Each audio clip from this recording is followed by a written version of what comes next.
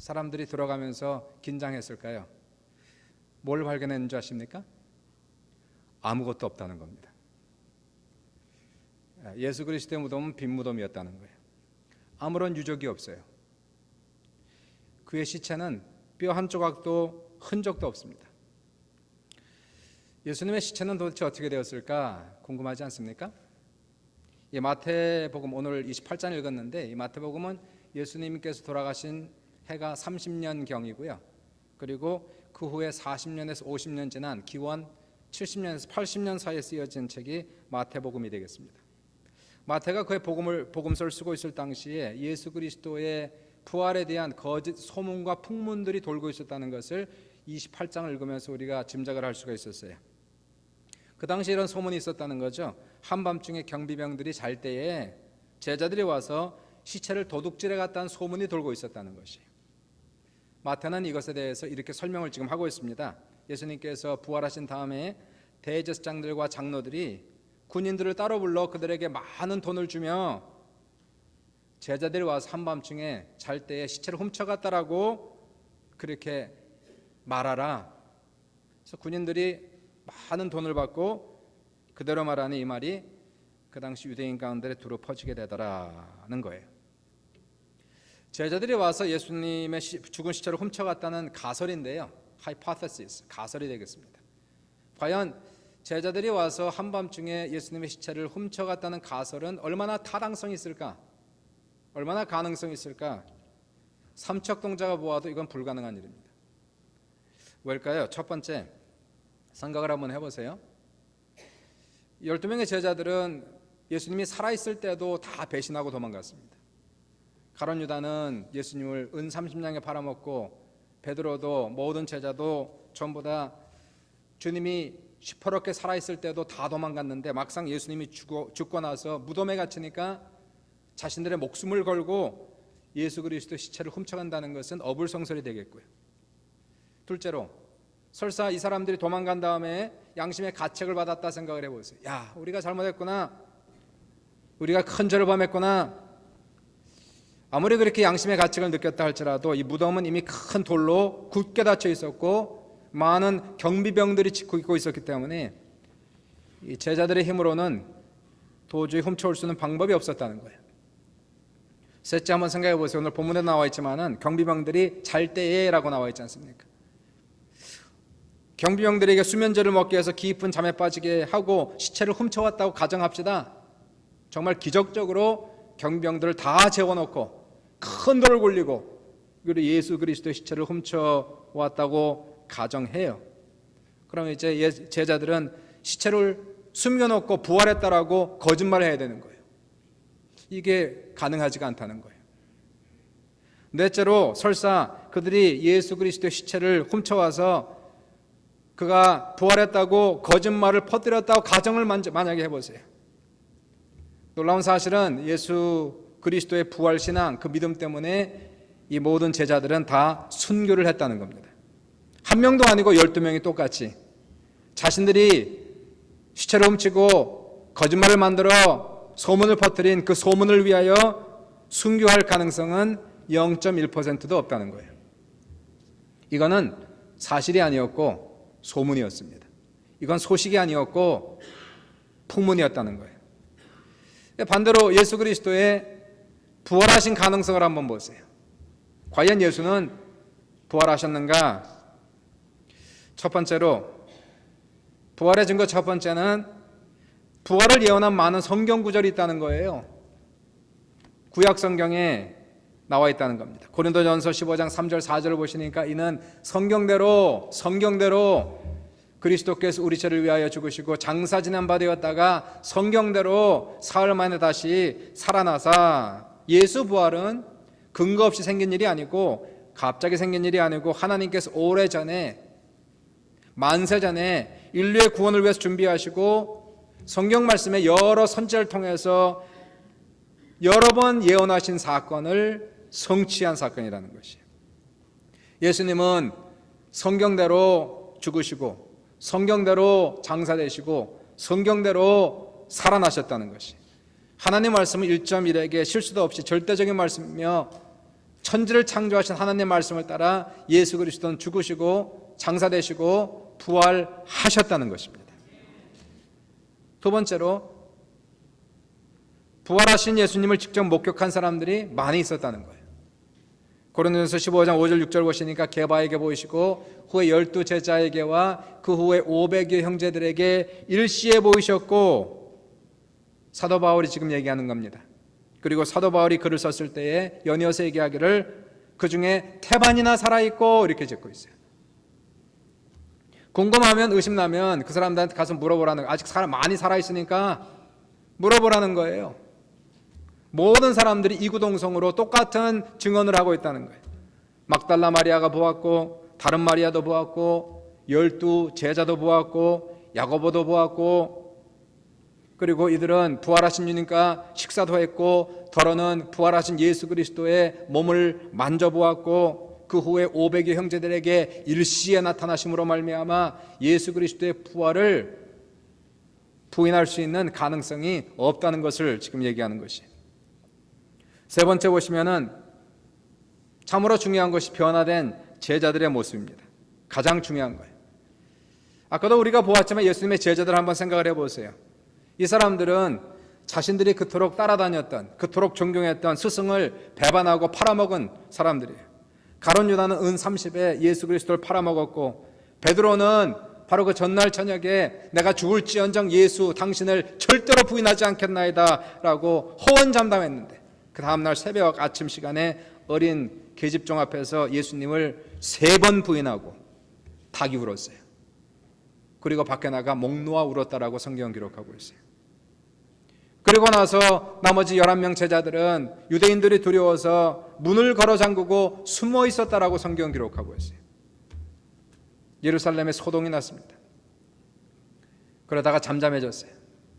50일 동안 잠잠해졌어요. 50일이 지나자 다시 소동이 일어난 거예요. 이 11명의 제자들이 예루살렘에 다시 갑자기 나타난 거예요. 그리고 이 사람들이 사도행전 4장 33절 읽어보시니까 사도들이 큰 권능으로 주 예수의 부활을 증언하니 무리가 큰 은혜를 받았다라고 성경 기록하고 있습니다. 사도행전을 여러분 읽어보시면은 사도행전은 예수 그리스도의 부활에 모든 초점이 다 맞춰져 있어요. 예수 그리스도는 부활하셨다. 제자들이 보았어요. 제자들이 주님과 대화했어요. 이 사람들은 예수 그리스도의 부활을 전하다가 공회에 붙잡혀서 협박을 당하고 매를 맞았습니다. 그 공회라는 것은 예수 그리스도가 50일 전에 사형 선고를 받은 그 자리였어요. 그 자리에 붙잡혀도 매를 맞아도 협박을 받아도 이 사람들은 그들을 두려워하지 않았어요. 그리고 계속하여 부활을 전했습니다. 결국 이들은 전부 다 부활 신앙을 전하다가 다 순교한 거예요. 제자들의 변화된 모습, 이것은 부활이 아니고서는 도저히 설명 불가능하다는 것이에요. 제자들은 부활하실 주님을 만났습니다. 대화했습니다. 예수님께서 승천하는 것을 보았어요. 그리고 주님 승천하기 전에 제자들에게 마지막 부탁하시기를 너희는 예루살렘을 떠나지 말고 내게 들은 바 아버지 약속하신 것을 기다려라. 너희는 몇 날이 못되어 성령으로 세례를 받으리라. 오직 성령이 너희에게 마시면 너희가 권능을 받고 예루살렘과 온 유대 사마리아 땅끝까지 이르러 내 증인이 되리라 하십니다. 제자들이 예수 그리스도의 말씀을 받고 주님과 함께 성만찬을 했던 다락방에 들어가 120문도가 일심으로 기도하기 시작했어요. 주여 우리에게 성령을 주십시오. 다시는 예수를 배반하지 않을 수 있는 믿음을 주십시오. 이들이 한참 기도하는 중에 하늘에서 하늘문이 열리고 불같은 성령이 그들에게 임하시고 그들이 다 성령 충만을 받고 성령이 말하게 하심을 따라 방언을 말하기 시작합니다. 이 사람들에게 힘이 들어갔어요. 능력이 들어갔어요.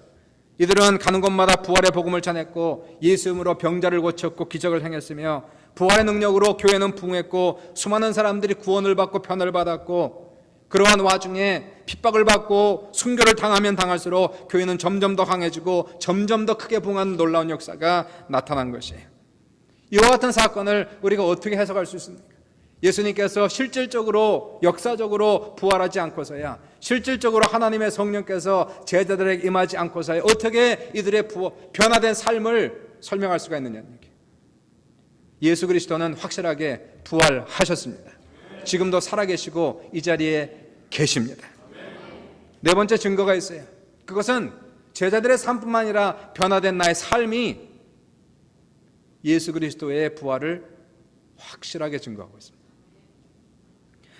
부활한 주님을 체험하면 주님 부활했다는 건 지금도 살아계시다는 거예요. 그분이 이 자리에 계시다는 것이에요. 영으로 와 계신 예수 그리스도를 우리가 만나면, 체험하면 어떠한 누구도 변하지 않는 사람이 없다는 것이에요. 모든 사람들이 천지개벽하는 놀라운 변화의 역사가 일어날 줄 믿습니다. 성경은 그래서 고린도후서 5장 17절에 말씀하시기를 그런즉 누구든지 그리스도 안에 있으면 새로운 피조물이라 이전 것은 지나갔으니 보라 새 것이 되었도다. 이 말은 사도 바울이 하신 말씀이에요. 자기 자신의 삶을 두고 하신 말씀이에요. 이전 것은 지나갔다. 나를 보라는 거예요. 나는 새로운 사람이 되었다. 사도 바울은 고린도 전서 15장 8절에 이러한 고백을 해요. 맨 나중에 만삭되지 못하여 난 자 같은 내게도 부활하신 주님이 보이셨느니라. 만삭되지 못하여 난 자라는 것은 들떨어졌다는 얘기 아닙니까? 팔싹동이다. 옛날에 그렇게 얘기하는데. 부족한 사람이다. 어리석은 사람이다. 사도 바울은 사도가 되기 전에, 예수 믿기 전엔 율법주의자고 바리새인이고 교회를 핍박한 사람이고 분노가 가득한 사람이고 나쁜 사람이었어요. 이러한 사람에게 죽은 줄 알았던 예수가 부활해서 나타난 거예요. 은혜 받지 못할 사람이 은혜를 받고 구원받지 못할 사람이 구원을 받고 죽어야 마땅한 사람이 사도가 되고, 이러한 일들이 지금도 일어나고 있다는 거예요. 왜냐하면 예수님이 지금 살아계시기 때문에 이런 것입니다. 나시르 시디키 씨가 있습니다. 이분은 영국에서 태어나고 영국에서 자란 사람이고요. 그 아버지는 이집트 사람이고 회교도인이죠. 당연히 부유한 가정에서 자랐고, 이 사람은 회교도인으로서 회교만이 유일한 종교고 나머지 종교는 다 거짓 종교라고 믿었던 사람이고요. 어려서부터 모스크에 가서 기도하고 코란만 읽었던 사람이에요.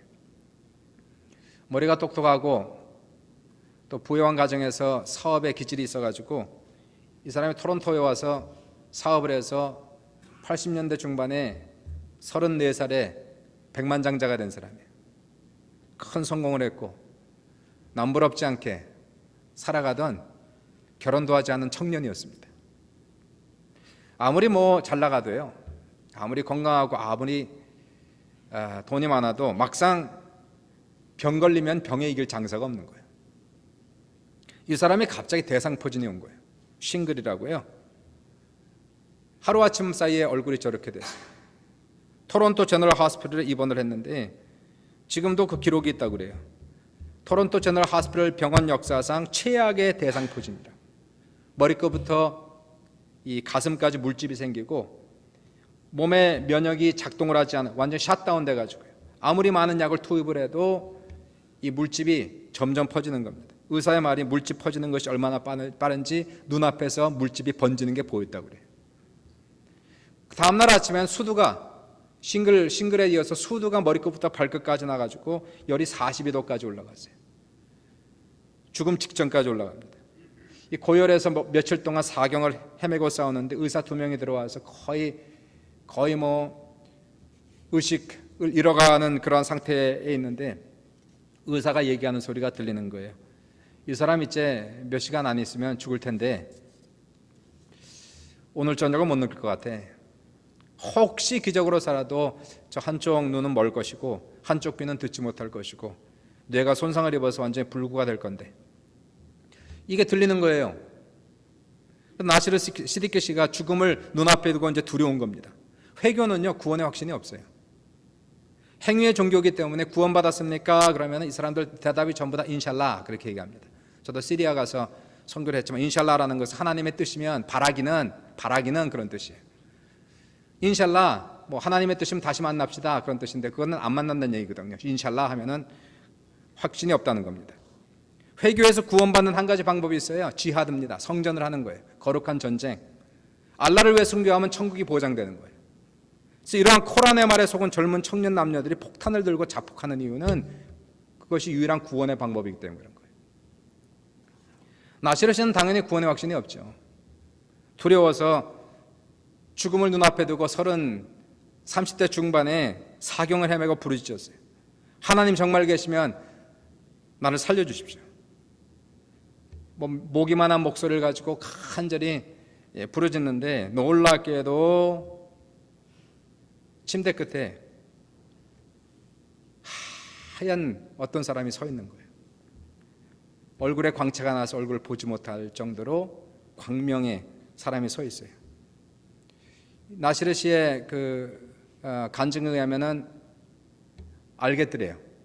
알라도 아니고 모하mad도 아니고 저분은 예수시다. 그 예수께서 죽어가는 나시르 시디키 씨에게 두 마디를 하는데 I am the God of Christians. 나는 크리스천의 하나님이다.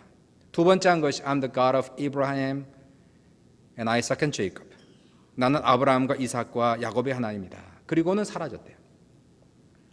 다음날 아침에요. 두 명의 똑같은 의사가 들어왔어요. 진료를 하다가 깜짝 놀라는 겁니다. 하루 저녁 사이에 대상포진의 바이러스가 다 사라진 거예요. 물집이 더 이상 자라지 않고 오히려 줄어드는 것이 눈에 보였습니다. 열도 완전히 떨어졌어요. 의식이 돌아왔어요. 이 두 의사는 너무나 놀랍다고 하면서 기적이라고 하면서 워낙 좋아졌기 때문에 퇴원해도 된다는 거예요. 하루 더 있다가 퇴원을 하게 되는데 의사들이 경고하기를 퇴원 후에도 이 물집이 떨어지려면 몇 달이 걸릴 거고 떨어지고 나면은 여기 허옇게 흉터가 있을 것이고 통증이 사라진 데는 몇 년이 걸릴 것이다. 싱글 한번 걸려보십시오. 통증이 없어지질 않아요. 퇴원을 하고 났지만 엄청난 고통 속에 있다가 그날 자고 아침에 일어나서 새벽에 일어나더래요. 새벽에 일어나서 왜 일어났는지 모르지만 새벽에 일어나서 TV를 열었는데 하필이면 그게 크리스찬 방송이 딱 틀린 거예요. 스크린에 Is Jesus the Son of God? 예수는 과연 하나님의 아들인가? 이 회교 사람들은 예수를 믿습니다. 예수가 좋은 사람이라고.